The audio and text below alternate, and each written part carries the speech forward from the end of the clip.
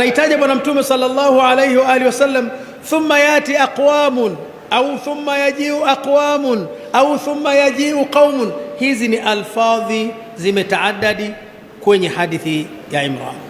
Watakuja watu kwa namna walivyokuwa hawajali majukumu, hawajali masulia, hawajali dhamana alizowapa Mwenyezi Mungu.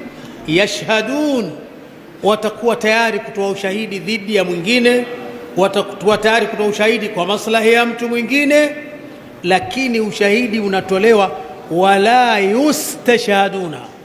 Mtu anakwenda kutoa ushahidi, hajatakiwa kwenda kutoa ushahidi, lakini yuko tayari akatoe ushahidi. Haya ni madhahir ya asruna.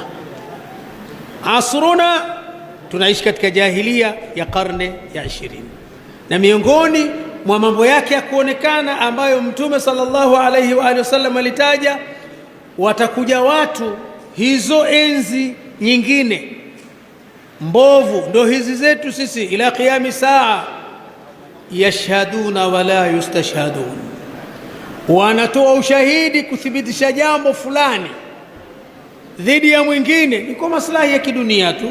Wala yustashhaduna, wala hawajatakiwa kufanya hivyo. Kwa wale wasomaji wataona, mbona tukuna hadithi nyingine Mtume sallallahu alaihi wasallam amesema shahidi bora ni yule ambaye anatoa ushahidi haraka kabisa, wala hana goigoi.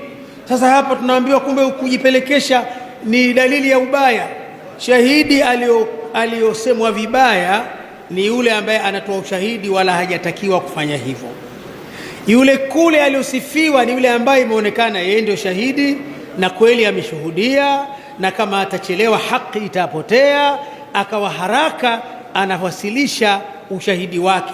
Huyo amesifiwa kwa sababu hiyo, na huyo amelaumiwa kwa sababu hajatakiwa kufanya hivyo, na kwa kiwango kikubwa pengine wala haelewi chochote, ila kasomeshwa na huyu mtu anayemtaka awe shahidi yake, sema hivi, eleza hivi, tamka hivi, na ulio hapo, na wanao mchana wa leo hicho hapo hicho, ushahidi wa michongo.